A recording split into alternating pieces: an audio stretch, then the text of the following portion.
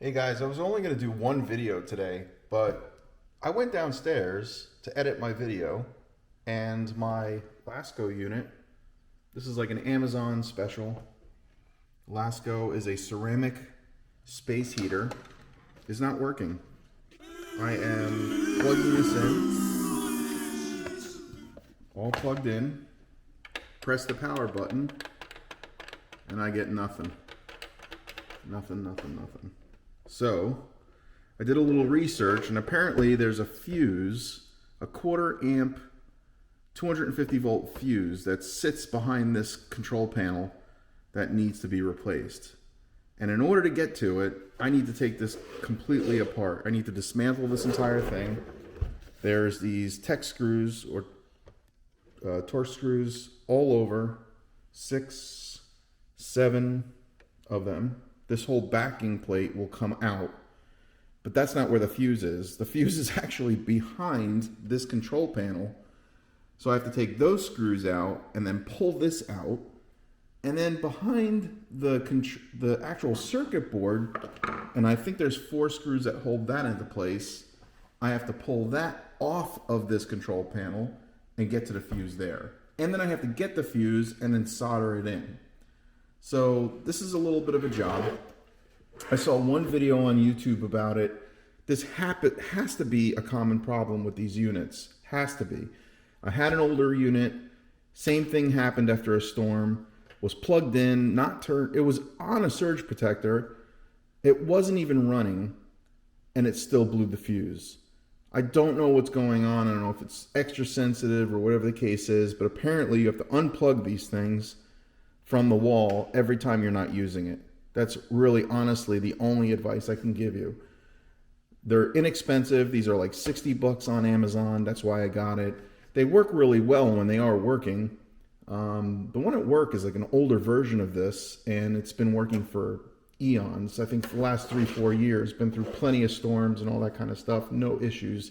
These newer ones are a little temperamental. So anyway, so I'm going to walk through this. I'm going to take this thing apart, unplug it, start removing these screws, and hopefully if you have one of these, I can help you out. And rather than buying a new one, if you're willing to actually take the time and take this apart and replace the fuse yourself, if you're brave enough to do that and knowledgeable enough to be able to do that, I do have a new soldering gun. I got this at Harbor Freight Tools. It's a rechargeable, pretty cool unit. I'm actually going to try it. What the hell? I'm going to probably have to order one of those fuses online or see if I can pick one up at Harbor Freight. And I doubt I can. I'm probably going to have to order one. I'll probably get a 5-pack, knowing that it might happen again. You don't want to jump it. You don't want to use like a solid wire and try to jump it or anything like that. Replace the fuse in kind. Don't play any games there. And the last thing you want to do is burn down your house. So replace it with the same exact unit fuse, and let's take it from there. So I'm going to start taking this thing apart.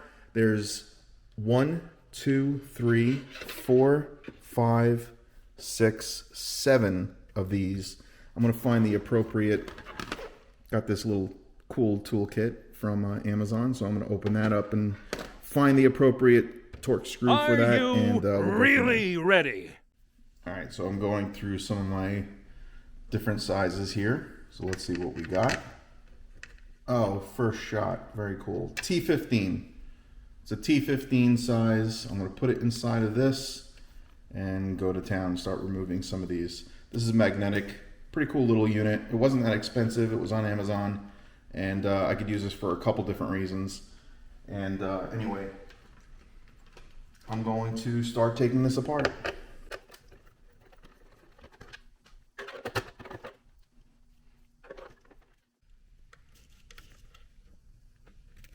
So it's a simple Phillips head to remove these, and again it's 4 of these screws that need to be removed, and they're not on there difficult. They're really loose actually. So 1, 2,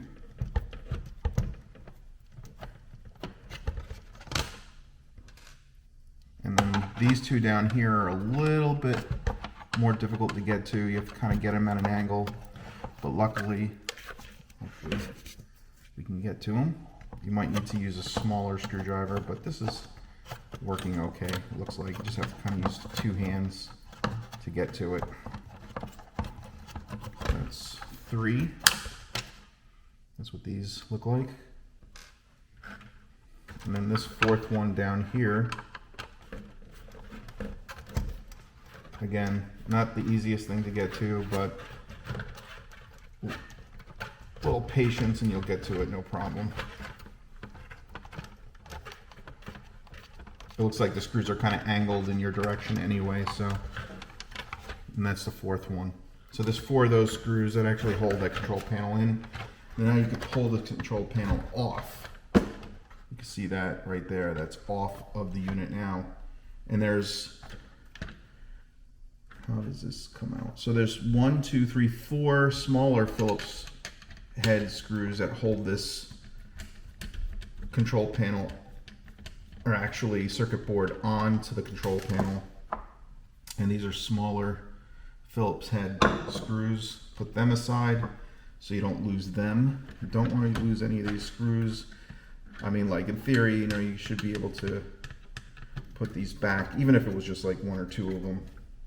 You know, it'll hold the circuit board in place, but you just want to put everything right back where it was. Again, do everything when it's unplugged. If you don't feel comfortable doing something like this, you know, maybe it is worth just buying a new unit for $59, but I really don't want to buy another one. I really don't. I just want to like fix this one, get it working, rather than spending another $60 on Amazon. This is the control panel, right? Move that aside. This is the circuit board. Let me pull this camera closer. And I believe this right here is the fuse that continually burns out. So I'm going to do a continuity test on that and see if that's the case. If that's not the case, then we have another issue. I could probably check the resistance on some of these, or maybe continuity on any of these resistors to see. It's not a complicated circuit board. It's really just a couple push buttons, a couple relays, resistors, small capacitors, some transformers, and then that's basically it. So it's really nothing to it. Obviously there's a transformer right there to basically change all of the power to go to this unit. But let's do a little test. Let's check continuity on that. I'll pull out my handy dandy multimeter. We'll check for an audible. So if there's continuity, you're going to get an audible sound. You can hear that, right? So what I'm going to do, hopefully you can see this, I'm going to go on both sides of this resistor and see if there's continuity. If there's continuity, then that means that resistor is still intact and it isn't burnt out. If it is burnt out, you're not going to hear anything. So let's give it a shot. Let's try it. Hopefully you can see this. I'm trying to do this with one hand. No, nothing. So that fuse, so like when I go prong to prong, there's a sound, an audible. I am not getting an audible on this fuse. I checked the resistors. They're all working. There's continuity. Yeah, so that seems to be the problem. So apparently this is a very, very common problem with these units. I don't know how in the world something that's plugged in, that's not even being run, that's on a surge protector, still apparently burns itself out. I don't know if it's maybe it burned itself out while I was using it and I didn't even recognize it, but that's what we're going to do. So we're going to have to remove that resistor, or that fuse, I should say. I'm going to cut that out and I'm going to purchase a new one. And that's a quarter amp 250 volt fuse. Now I found a 5-pack on Amazon. I'm going to see if I can get my hands on it, and I'm going to replace that. So listen, hell of a lot cheaper. I think it's $8, and I'll probably get it tomorrow knowing Amazon. I don't think there's an electronics store open on a Sunday around me. It's not like I can go to a Radio Shack anymore. They don't even exist. So I think there's another shop around me, but they're definitely not open today. So anyway, so I'm going to try to locate one of these online and replace it. But for now, I'm going to cut that one out. And yeah, it might be easier, actually, it might be easier not to cut it out, but to actually like remove it from the back side. Just take the welds out, right? So take that out and then pull it out, and then just re-weld it right back into place, or solder it back into place. So the only thing is I just got to make, it's sharing these two wires right here are sharing the same solder point. So I got to be a little careful about that. But it's not pretty. I mean, whoever did it and wherever this was made, you know, bare bones simple. So that prong right there is one side of the fuse, and this one right here is the other side. So if I can like heat those up and then pull that out, then I'm done.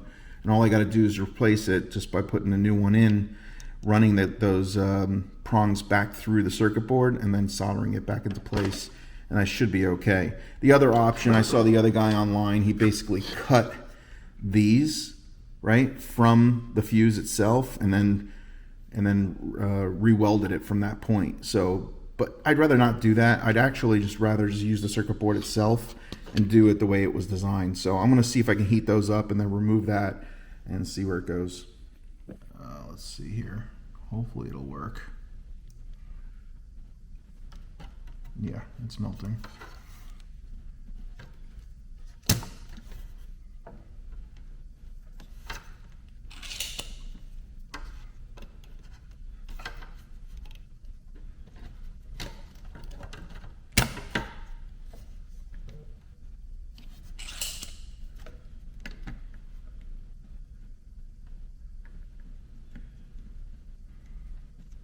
I don't know if you can see that, but I'm melting the solder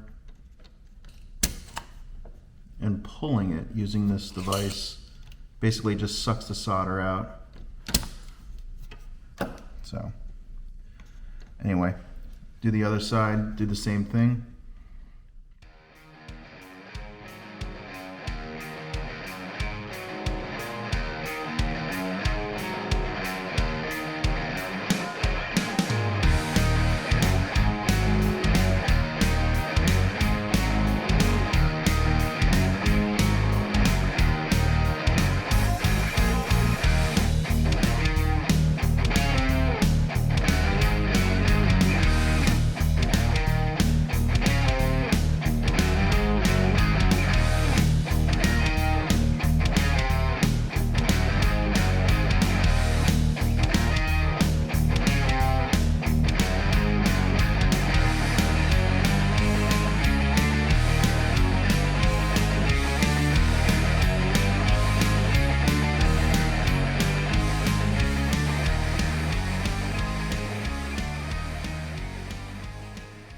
There we go.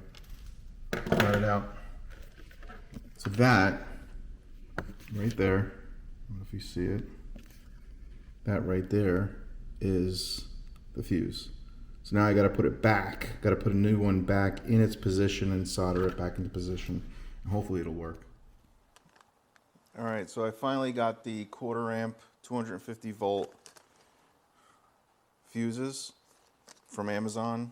It was like $8.57. Altogether, it was like $9 and I think $9.37. I'll put the picture online on the video. But first thing you want to do is you want to take it out of the package.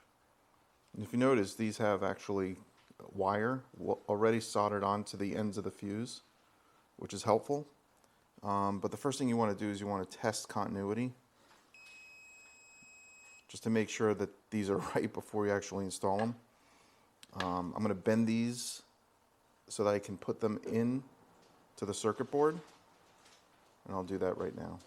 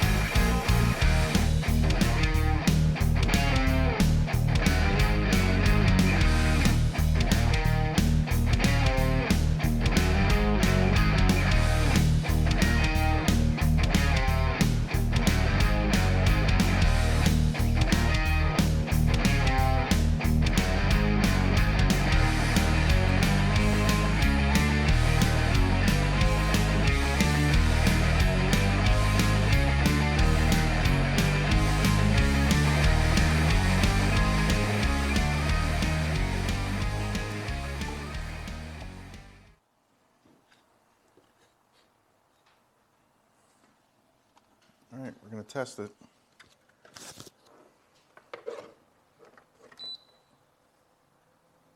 Works. Lights on. We can actually power it up. Yep, 100%. Working. Final thing you want to do is you want to clip off the excess.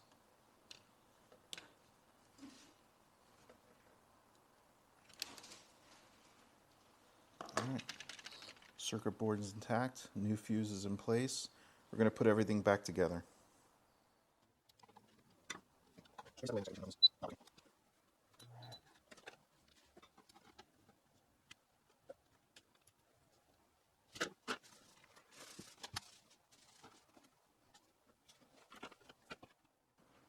Next time this happens, I'm actually going to hardwire, not from post to post, but I'm going to hardwire a wire from this location to somewhere on this case, maybe down here, where I can install a fuse holder so I could replace the fuses every time they burn out rather than having to take apart this entire thing.